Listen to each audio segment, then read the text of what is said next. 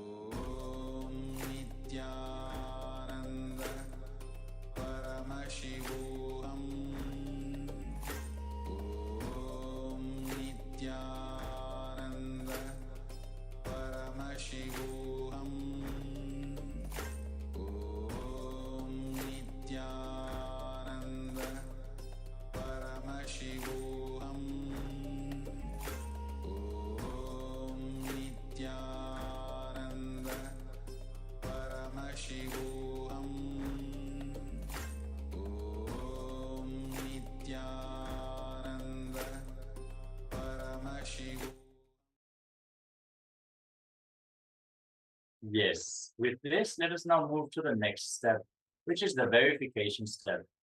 Read out whatever you have penned down and verify with your partner whether you manifested this power successfully.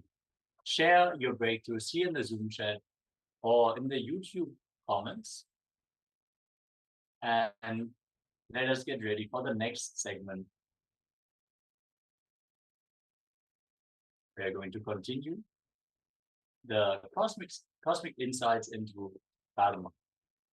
Stay tuned. Thank you for joining. Nityananda.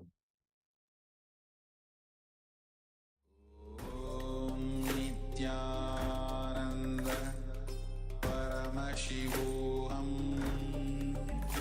Om Nityananda Paramashivoham Om Nityananda Paramashivoham Om Nityananda Paramashivoham Om Nityananda Paramashivoham Om Nityananda Paramashivoham. Yes. With this, let us now get ready for the next session, which is going to be on the types of karma. Let's get ready for another round of cosmic revelations by the Supreme Pontiff of Hinduism.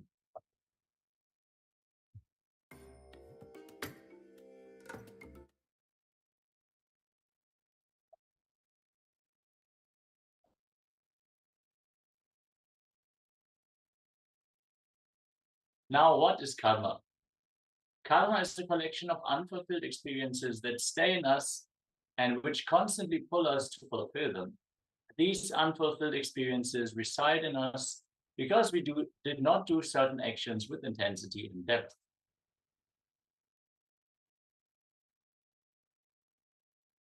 Whatever you are not able to make part of your life or your understanding is bad karma. Whatever you are able to assimilate and make part of you is good karma. Vasana is the seed of desire. Samskara is the plant that grows when the seed of vasana sprouts. Karma is action. Let us clearly understand this step-by-step progress.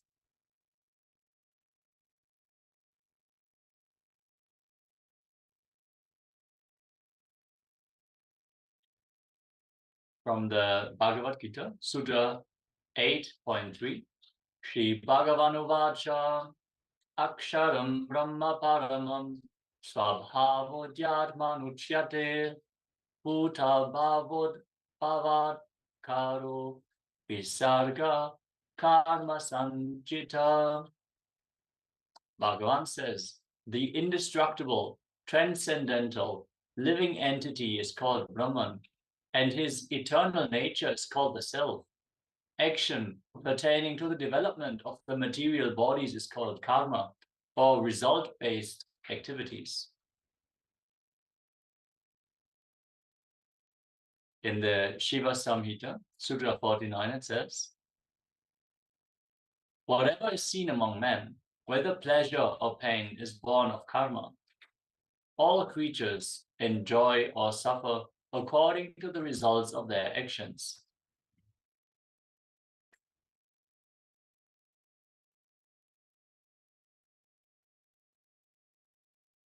Let us now enter into a short clip about good karma and bad karma as revealed by the Supreme Pontiff of Hinduism himself.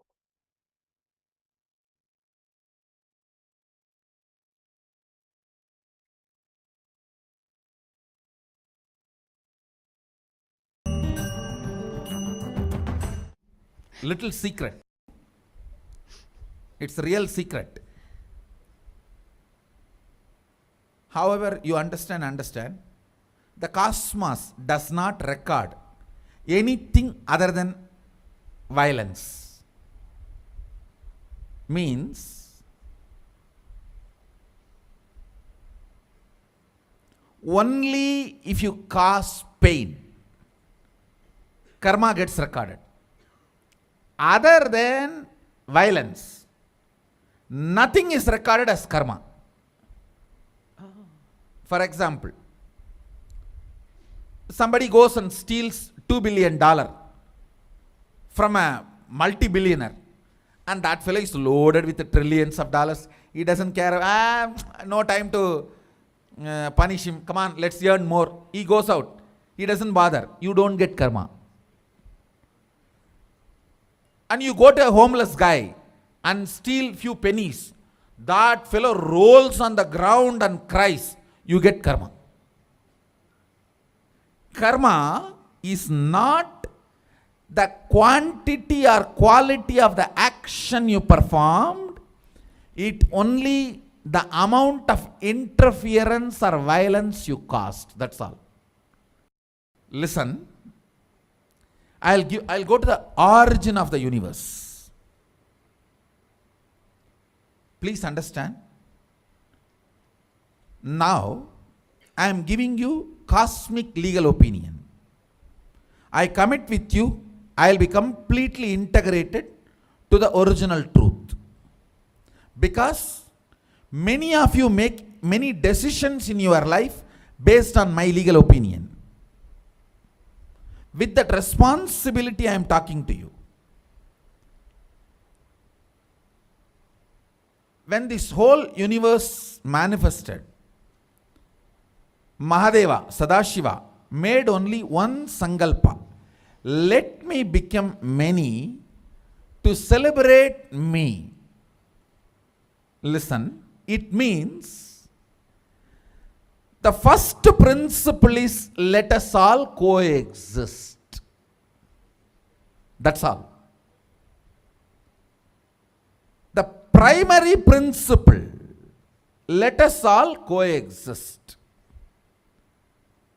Other than the violence of breaking this, let us all coexist, nothing is considered as karma.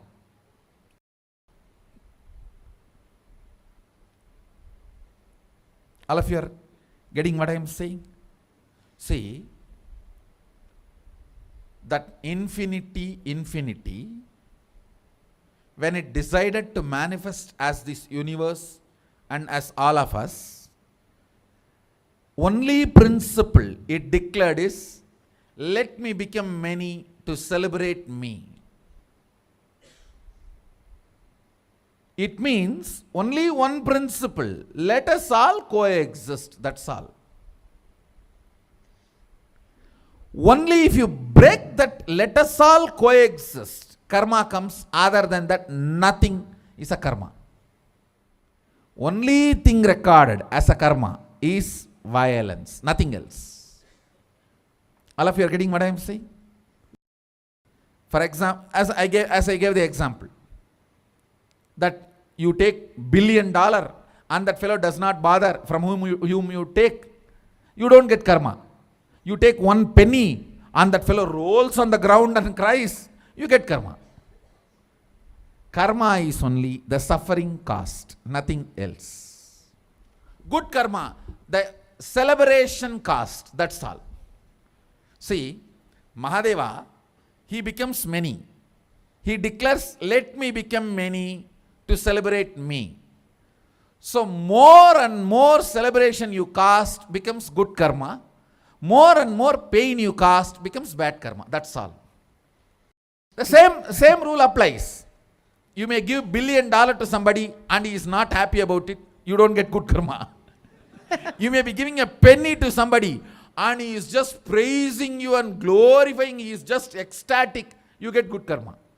It is the experience cost matters, not the other money or quantity or quality or the work of or any of that done. All of you are getting? Because the principle in which the universe, Brahmanda, is expanded. See, the universe manifests. It becomes that multiverse. That universe becoming multiverse, the principle or the first declaration with which it explodes is, let me become many to celebrate me. So anything you add as a celebration of ourself is a good karma. Anything you add to break that fundamental principle of coexistence is bad karma. That's all. Wow. Nothing else matters. What is karma? Disturbing the natural expansion process of the universe. Supporting the natural process of expansion is good karma. Trying to disturb is bad karma, that's all.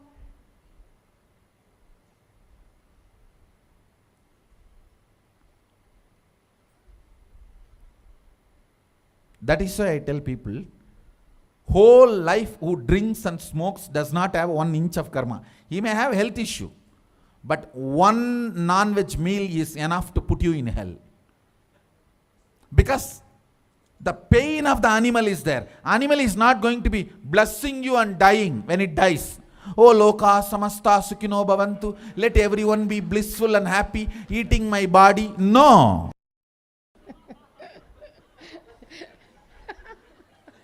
No, tell me. Is there any animal?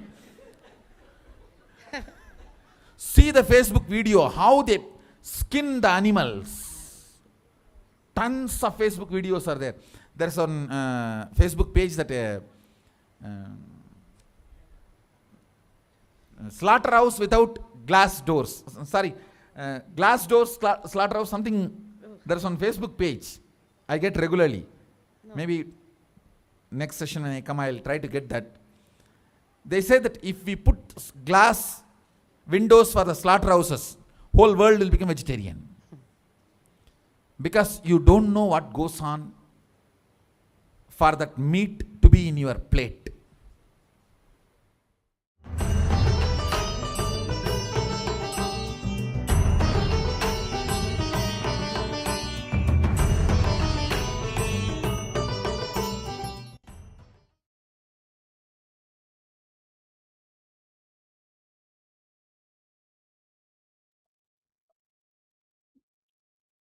Yes, with these powerful insights, let's now move on.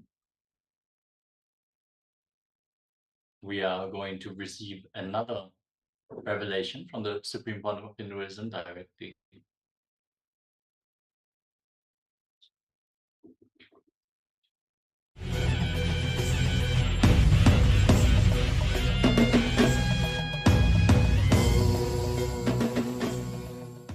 We'll spend a few minutes to answer your questions. What do you mean by living totally, deeply, as you said?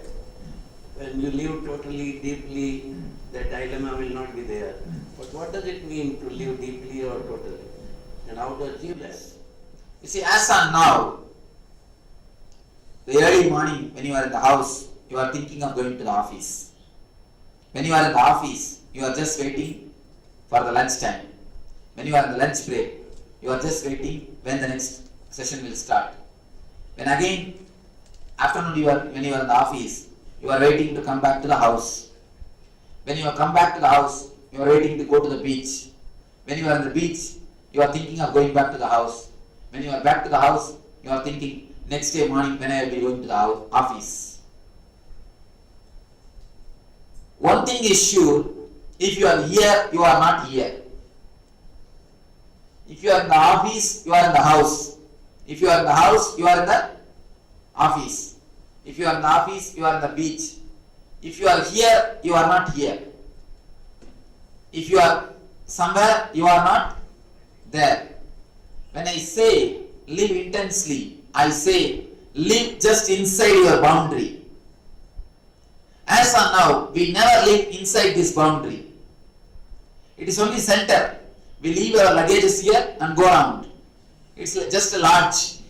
We leave all our luggage at the lodge, take a taxi here, go around to see the Mumbai. Just like that, we leave all our luggages here and go around. We never live inside this boundary. I tell you, don't use your body as a lodge. Use your body as a home. If you use your body as a home, you will feel homely on this planet Earth. If you use your body as just a boarding place, you will be simply bored in the planet Earth. Boredom comes if you use your body just as a boarding place. If you use your body as a home, you will really feel totally homely. I tell you, live just on this boundary. If you are here, be here totally. If you are in the house, be there totally. If you are in the office, be there totally. Live inside your boundary. That is what I call live intensely. Living inside your boundary is what I call live totally, live with awareness, live with your consciousness. I tell you, even our physical problems, our diseases, back pain, headache, all these things come because you don't live inside your body. Whenever you don't pay enough of attention to some parts of your body, your body begs your attention. Please give me little attention. Please give me little energy. The begging only you call it as a pain. When you sit, if you are aware, if your body is uncomfortable, immediately the message comes to you, you make yourself comfortable. But if you are not aware, you are just thinking of something else. Even if your body is in an uncomfortable position, you will not understand. After 1 hour only you realize the whole body has become numb. You are under the trouble. Even your physical pains, even your physical troubles are mainly caused to you because you don't live inside your boundary. When I say live intensely, I mean live inside your boundary. That's all. Enlightenment is possible through meditation or efforts, or it comes without any efforts? A small story. A guy went to purchase a ticket, lottery ticket for 2 rupees. He purchased the lottery ticket and got 2 crore in lottery. Whether he got the lottery because of his effort or as a gift, tell me. He put his effort, spent 2 rupees, purchased the ticket. That much he put his effort. But the lottery is gift. So if you see from one side, he has put his effort. If you see from the other side, the effort which he has put, it is no way compared to the gift which he got. Same way, if you put what you have in your hand, you will get the greatest gift what God has got in his hand. He put the 2 rupees which he had in his hand. The God gave 2 crore which he had in his hand. Enlightenment is also the same, just like a lottery. You are supposed to put your effort, what you have in your hand. Then you will see, you will receive a prize, gift, which is not at all equal to your effort. But unless you spend 2 rupees and purchase a lottery ticket, you cannot win the prize. You also need to put the 2 rupees and purchase the lottery ticket. But the gift which you receive will be no way compared to the gift. No way compared to the effort which you put. So it is both way. You also need to put your effort and it will come as a gift. Whomsoever has become enlightened, they always say, "Oh God, I am not qualified at all for the things which is showered on me. Because what you get is too much for what you give." In the other side, before enlightenment, if you just sitting in the house doing nothing, of course, if you can really sit doing nothing, then you can really achieve. But we have learned so much of doing, we can't be without doing anything. At least you need to learn how to not to do anything. When you say people, when I tell the people, please relax, they ask me, "Swamiji, how to relax?" For relaxation, you need some technique because you have forgotten how to relax. I tell you, enlightenment is almost lottery business. You also need to put your effort. The 2 rupees what you have in your hand, but you will receive a gift of 2 crores, which is not at all equal to the effort. During this meditation, if one of your series, I have gone through it, you told us to close the eyes and you will control the thoughts. But when the eyes become stopped, but sometimes it is finding very difficult to control the things. How to control it? What is the procedure for that? Can you please explain? There is a small technique, I tell you. I am instructing to stop the eyeball movements. If you put your efforts in stopping the eyeball movement, then naturally you will see the thoughts are getting controlled. The the movement of the mind and movement of eyeballs is one and the same. When you close your eyes, you will see that eyeballs will be moving. And you will be seeing all the pictures inside the TV. If you stop the eyeball movement, even the slightest movement of the eyeball, naturally you will see mind gets settled. Then you don't have to bother about the controlling the mind. Once your mind has become calm, then if you concentrate just on the humming sound, that is more than enough. There is no need to continuously watch your mind. Some people have had very bitter experiences in life, and the unpleasant memory of these bitter experiences keeps on perturbing or hurting the individual. And he may try to control his mind and not to react to these emotions. But he is overwhelmed. The emotions are so powerful. Even in spite of making the mind calm, one cannot be free from this pain. So how to be free from this pain? First thing, you said, because you have experienced so much in the life, the weight has become too much. I tell you, because you have not experienced anything in the life, the weight has become too much. If you really experience any emotion, any mood, it will never be a weight, it will never be a hangover. If you don't experience totally, if you are off, only then it remains as hangover.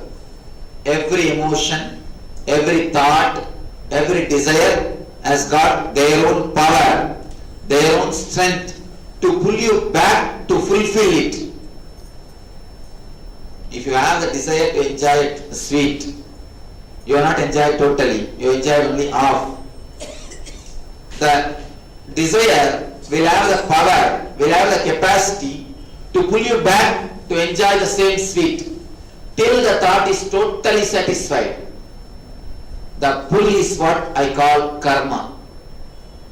Anything which you have not enjoyed totally, anything which you have not tasted totally, anything which you have not experienced totally, pulls you back to fulfill itself, because you are total fulfillment. Your very basic nature is a total fulfillment. You are Nitya Tripta. So there cannot be anything inside you which is not fulfilled. You are just made, you are pulled to fulfill it. I tell you, your past emotions are also just unfulfilled things. If you really fulfilled them, you will never have hangover. You will never have so much of pain, so much of burden. The best technique, the Tantra gives a beautiful technique. There is a technique in the Vijnana Tantra. They say, go back and relive whatever hangover is there, whatever situations are haunting you, whatever situations are just coming out in your mind, you are suppressing them. Don't suppress them, let them come out. Just relive them, not only as a memory, with full of feelings, relive them. Reliving is relieving. Reliving is the key for relieving. I tell you, go into the emotions which you are continuously suppressing. Go into the memories which you don't want them to come up. Go into those memories deeply. go into the emotions deeply, you will see instead of they becoming a hangover or instead of they becoming a weight on you, you will be totally be free from the emotions. You will totally be free from the past. This will totally free you from the past hangovers. What do you mean really? Really, just sit at least for an hour. Sit for an hour and thoroughly allow the emotions to come in you. Now you see there are so many thoughts will be coming, so many emotions, so many experiences will be coming. You will be suppressing them. You will be pushing them aside. You will be engaging yourself in some other activity. I tell you, sit for 1 hour with yourself and allow everything to come up. If you have been hurt by somebody, just remember the whole incident. You don't have to remember, simply it will come up. It is there, it will come up. When it comes up, relive the whole incident. Let it happen in you. Yes, it has happened, now what can be done? Yes, this is the way I have been hurt. This is the way I felt. This is just a load on me. What can be done? Just go through the whole thing once more, totally, emotionally, intensely. You will see the reliving will be a relieving. The hangover will be relieved. Because the karma, which is not fully enjoyed, which is not fulfilled, will be fulfilled by your reliving. The Tantra gives this as a meditation technique. It is not even a psychological technique, it's a meditation technique. Because once you go through your karmas, the karmas never comes back. There will be memory, but the emotions will not be attached to the memory. There will be a chitta, but there will be no attachment towards you and the chitta. Chitta means memory. The memory will be there, but it will not pull you or push you from your balance. That means don't react to it. Yes. Let it come up, let it raise in you and subside. Don't react. Watch raising and subsiding. I am happy that I am here to listen to a unique soul who has dedicated his life to elevating everybody to a blissful state, to an enlightened level. And one of the things which you have been doing in your life, which is pleasing to the entire world, is to heal people. Please tell us the exact things that you do to heal people. What happens within you and within the person when you do that healing? I want to go out of here as a healer. Thank you. This is the usual question I face. Everywhere people ask me, Swamiji, what mantra you repeat? What technique you use? What is the secret you are healing? What do you do exactly to heal the people? I tell you my honest answer, I don't do anything. Deeply I am absent. Totally I am absent. When I put my hand, when I heal the people, I am not there. Simply I relax. When the sun rises, lotus blooms by itself. Sun doesn't have to go to open the lotus. The very presence of the sun opens the lotus. The same way, when I switch off myself, the very presence heals. The problem is, in your mind, you are not able to switch it off. When you become a hollow bamboo, divine uses you as a flute. When I heal, I don't do anything. I just relax. I just relax into myself. That's the only thing which I do. When you relax, automatically your energy radiates. Even in our healing system, our healers are requested never to make a sankalpa, let this person be healed. Our healers never pray, let the healing be healed. No. They always tell, what is good, let it happen.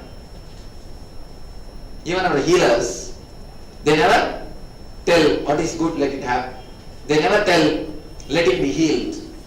They just put their hand, and in our healing system, we don't even bother about the patient. When a person puts his hand, he just goes into his meditation. He just relaxes, that's all. we have more than 10 healers in Bombay. I'll tell them to read the healers list. We have more than 10 healers. What they exactly do? Of course, we have 700 healers around the world. Every day, minimum 3,000 people are touched by our healers. So many thousands are getting healed. What exactly we do at the time of healing? They just put their hand and go into the meditation. Over. They just fall into the meditation. Meditation automatically radiates the energy. The energy automatically heals the people. They don't even bother who is the patient and what is the problem. Many people come to me and ask, Swamiji, what are all the diseases you can heal? I tell them, the disease which you can name and the diseases which you can't name, everything can be healed. Because we don't bother what is the disease or what is the thing. We know only one thing, the energy is radiated and the energy takes care of everything. Because energy is intelligence.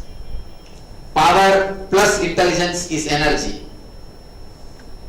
Energy is intelligent by itself. So energy knows what has to be done. Energy minus intelligence is power. Power plus intelligence is energy. So energy is not simple power. It is intelligence also. So energy knows what has to be done. We do only one thing, we relax and let the energy take its own course. So when we heal, I just switch off the mind. I lose the idea that my boundary ends here, the other person starts there. I just feel that I have lost the idea of boundary. The boundary idea is lost. Then naturally, the energy is flooded into the other system also, and the other system also gets healed. It's almost like a communion. By the word, if it happens, communication. By the energy, if it happens, it is communion. It's almost a communion. That is the reason people, it is not that they get only healed of the physical disease. Not only the physical disease, even they taste the glimpse of the bliss. There are many people who have been healed. They come and tell me, Swamiji, my disease disappeared, it's okay. But from the day I took healing from you, I feel so energetic, so alive. I am just laughing for no reason. People are asking me what has gone wrong in you. People are just suspecting me. What can I do about it? See, when the energy comes up, you are continuously in bliss, in the mode of life and alive. It's almost the communion which happens between me and the healing. That's the same thing happens between the healer and healers. Thank you. Swamiji, you said about the reliving experience without putting in the emotions. Now, without putting in the emotions of our past bad experiences is a very difficult thing. No, I am telling you, when you relive, I am not telling you without putting the emotions. I tell you, totally put your emotions. But then it is going to reoccur again and again. No, that is a mistake you do. When you relive, it will never come back. It will totally subside. When you consciously relive, it will never attack you again. When you are unconsciously suppressing, only then it comes up again and again and again. I tell you, one man who is born blind, he went to the doctor and asked, Doctor, can you do something for me? Doctor said, surely, I'll do an operation. You will get your eyes back. Once you get your eyes back, you can walk without stick. The blind people, they use a stick to walk. No? He said, you can walk without stick. Then the blind man asked, Doctor, I understand the first two statements. You will do some operation, I will get my eyes. But I am not able to understand. Even if I get my eyes, how will I be able to walk without stick? Because of long association, he thought stick is also part of him. He thinks even if he gets the eyes, he will not be able to walk without the stick. This person cannot be intellectually convinced. Only when he gets the eyes, he will be able to understand he can walk without the stick. Only when you do it at least 2-3 times this meditation, you will understand the reliving is relieving. When you totally go into the emotion, Krishnamurti says in one place, beautifully, he says, if you want to come out of any emotion, if you want to be free from any emotion, the best way is to activate that emotion, allow that emotion to come up totally and just watch. Don't follow. Don't allow your senses to follow that emotion and neither suppress them. Allow them to come up to its peak and just watch them. That's the best way to get rid of any emotion. That's the best way to get rid of the past emotion also. Thank you. Swamiji, regarding this meditation and healing, you said that when you give the healing, you just relax. That means you are in the meditation. Yes. Right? Now, so what is the difference between the meditation and healing? You see, when I am in the meditation, I am in the meditation. When the energy pours in somebody else, it is a healing. I tell you, the Atma Shakti, when it expresses through my head, it is an intelligence. When it expresses through the heart, it's a compassion. When it expresses through the being, it's an energy. When it is not expressing, when it is there as it is bliss. It's like a moving snake and the stagnant snake. The snake is just resting, it's a meditation. If it is moving, it's a healing. When the energy is, when I am relaxing, when I am in that state, it's meditation. When that meditation energy is pouring, is entering into somebody else, what happens is healing. I can tell, meditation is the cause, healing is the effect. Healing is the side effect of meditation. Healing is the positive side effect of meditation. Healing is the byproduct of meditation. Meditation is the sun, healing is a grace. Swamiji, you said the life is about total fulfillment of desires. And then you said we should live the life from freedom of senses. Are these two things, I'm getting confused between the two things. One thing, when you are really free from the senses, only then you will have the total energy to fulfill all your desires. A small example, as on now, if you have 100% energy, 80% is spent just in desiring. Only 20% is spent in fulfilling. If you change, only 20% will be spent in desiring and 80% will be spent in fulfilling. It's like you have two things, Ichcha Shakti and Kriya Shakti. Ichcha Shakti is the capacity to desire. Kriya Shakti is the fulfillment, the energy to fulfill the desires. If you are free from senses, only then you will have the tremendous capacity to fulfill your desires. If you are caught up in the senses, you can never have the energy to fulfill your desires. First thing. Now, as on now, your energies are spent only in Ichcha Shakti. You don't have energy to spend in Kriya Shakti. If your Jnana Shakti awakens, the shift will totally change. You will spend only 20% in the Ichcha Shakti. Your desires will be reduced automatically. The number of desires will be reduced and the power to fulfill them will increase. So naturally, you will have the freedom from senses and fulfillment of desires. Freedom from senses and fulfillment of desires are very closely related. If you don't have freedom from senses, you will have thousands of desires and very little energy left to fulfill the desires. You will not be able to match, you will not be able to cope up with your desires. It will be just a rat race. Once you are free from senses, then you will understand so much of energy is left. You have abundance of energy to fulfill the few desires which is left. Practically, how do we get this freedom from senses? You asked the right question. Practically, how do we get? Only answer The one and only answer is meditation. The very word meditation makes us feel, oh, it's a long time journey, Swami. Don't think it's a long time journey. I tell you, it is surely not a long time journey. The technique, when you don't get the right technique, only then it's a long time journey. If you get a right technique and the right master, it is surely not the long time journey. It is surely not the long time journey. I can tell you a simple technique now. When you eat, just become a tongue and eat. When you drink, just become your mouth and drink. Even this technique can relieve you from your tongue. This can give you freedom from the tongue. The same way when you listen, forget yourself, simply lose yourself in the music. Get lost in the sound. Just lose yourself in the sound. Just become a music. You will be free from the ears.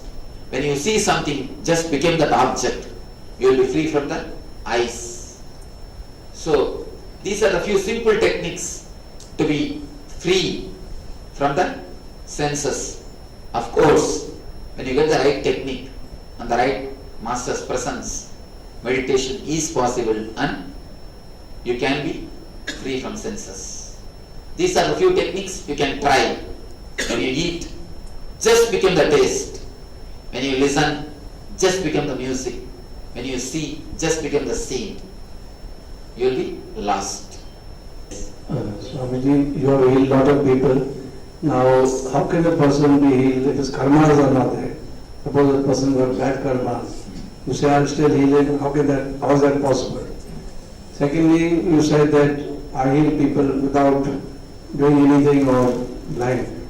But generally healing is always with prayer. With prayer you heal people. Person is a Bible in front of you, you cure. So how is it possible to heal without doing anything? I'm sure you're praying something.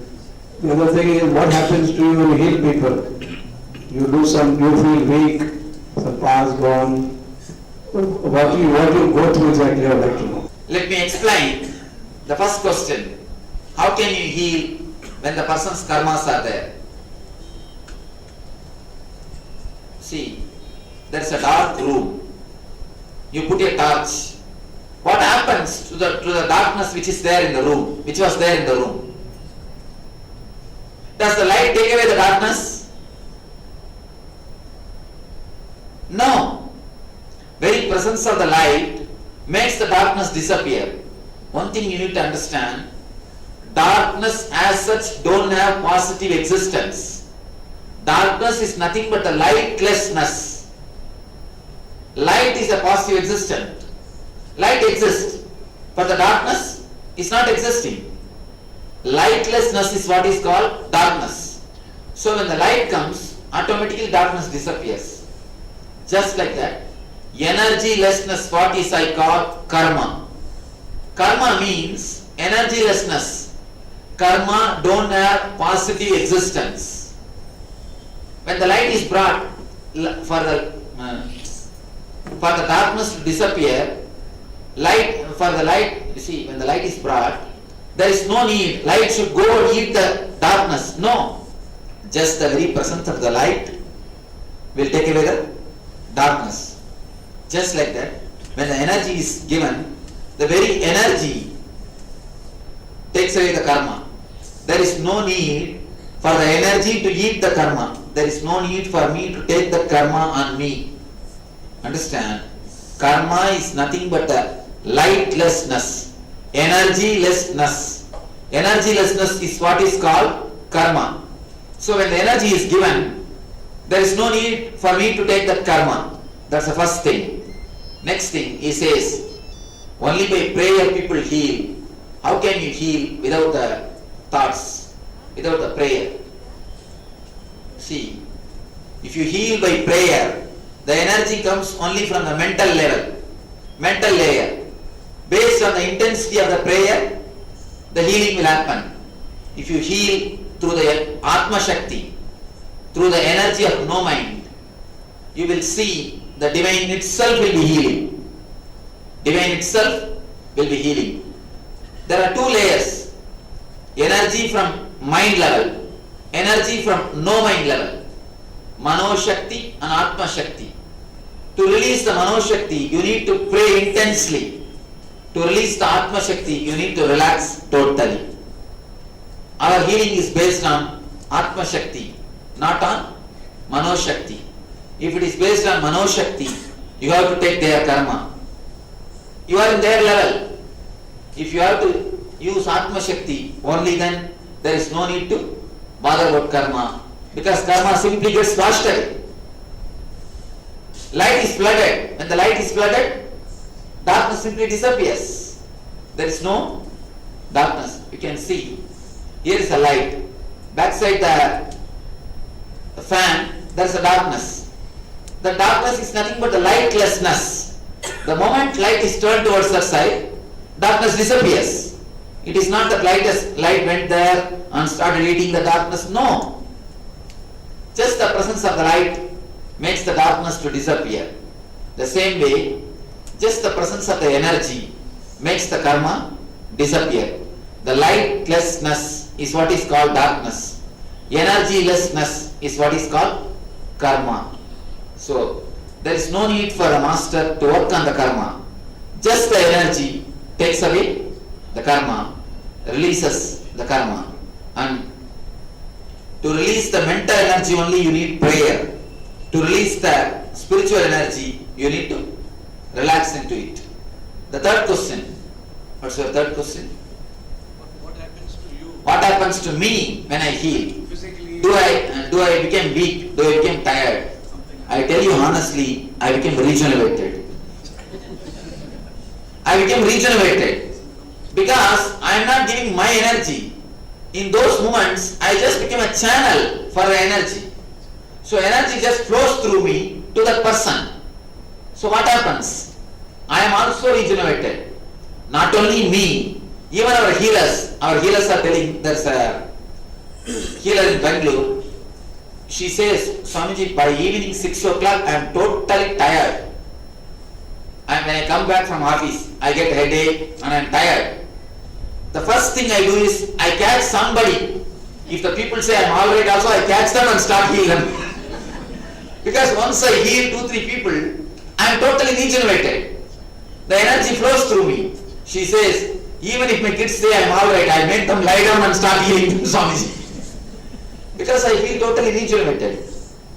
Not only me, even our healers say, after every patient, they feel more regenerated. Because the energy is flowing through them. It's like a win-win policy. It is not like somebody is winning, somebody is losing.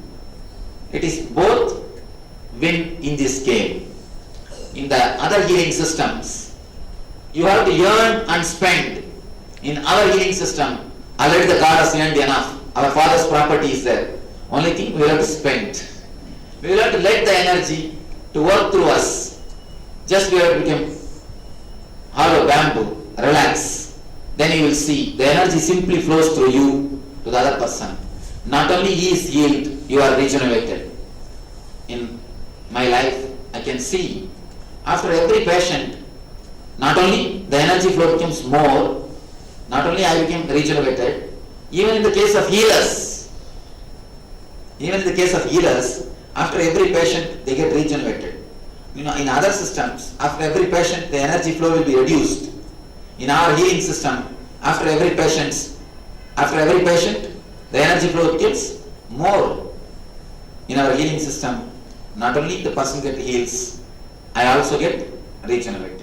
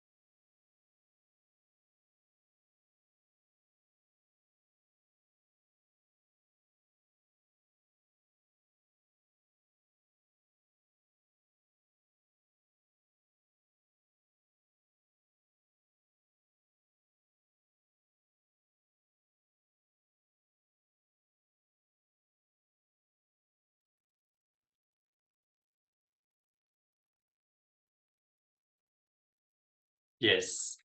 After these powerful revelations on karma, let us now continue. There are three types of karma. Sanchita karma. You have planned to enjoy or exhaust through this body of yours. Prarabdha karma means from the Sanchita bank of karma, you take some karma out of which you create your present body. And Agamya karma that you start collecting after coming down to planet Earth because of fresh thoughts, words, and deeds. The times you spend with a thought pattern is a season of your life, parva. Your lifespan is not defined based on the number of years you are in a body. It is based on the time you spend with one thought current. That is why whenever you complete certain thought current and enter into a new thought current, whenever you are initiated into a new thought current, Vedic tradition calls you newborn. Let us now enter into some techniques to get out of karma. Anything you do completely, it drops you. Anything you do out of completion, do it completely so that it leaves you in completion. Be unclutched. Karma can work on you only as long as you have thoughts. In conscious awareness, you go beyond thoughts. So naturally, you will start ruling over karma. Any meditation, when done intensely, can give you a glimpse of consciousness, the truth.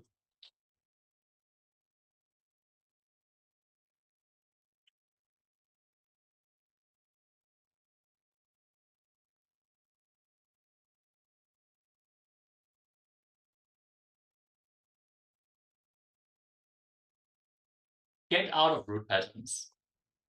Day-to-day incompletions and root patterns, which create incompletions, and biomemory, which carries root patterns, are only karmas in your life. All doshas, all karmas are only this. Get out of these root patterns. You will be out of karma.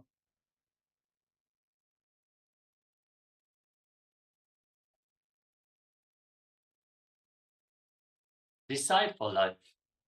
Decide for life consciously, and every step makes you free from all the karma.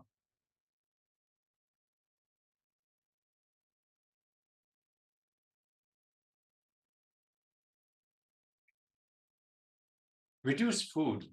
A direct way to dissolve karma. If you reduce food, you will dissolve your karma. One more technique is the Nitya Dhyan meditation. Nitya Dhyan, the lifeless meditation, is the meditation to be free of the load of karma in eternal bliss. Connecting with the divine. Deities and enlightened masters are your paths to exhausting karma. The right remembrance.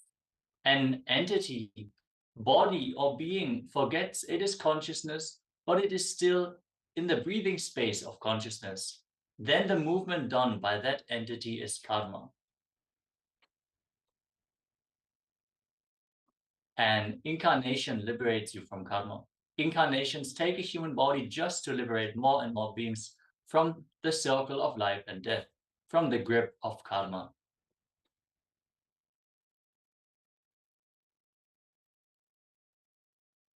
With this load of cosmic revelations about karma, let us now enter into the next round of the power manifestation. Get ready, we are going to continue the power of body scanning. Stay tuned. We are going to start the session very soon. But first, let us conclude this session with a Purna mantra. Now, sit straight with your head, neck, and spine in a straight line. Join your hands in Namaskara Mudra in front of your heart center. Close your eyes, take a deep breath, and visualize Swamiji as you chant the Purna mantra. Om Purnamadav Purnamidam Purnat Purnamudachyate Purnasya Purnamadaya Purnameva Vashishyate. Om Shanti Shanti Shanti. Hari Om Tat Sat. Sarvam Bhagavat Shri Nityananda Paramashiva Padukarpanamastu. Om Nityanandam. One participant is asking if we can share the slides. Right now we cannot share the course material, but the whole session is being streamed on YouTube. So if you want to revisit the content, you can just go to the YouTube feed of today, Paramashivoham Level-2, and rewatch the content if you want to deepen your understandings on this topic. Thank you for your understanding. Let us now get ready for the next round of the power manifestation, starting off with a Sadguru Vandanam. Now again, sit straight with your head, neck, and spine in a straight line. Join your hands in Namaskara Mudra. Visualize Swamiji as we chant the Sadguru Vandanam.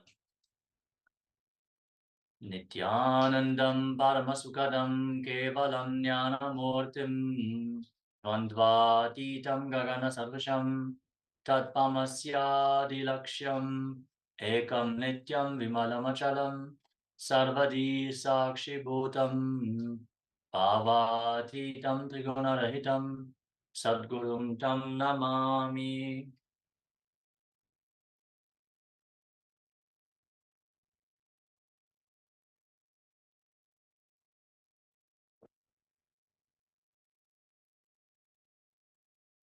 Let us now manifest the extraordinary powers of the divine.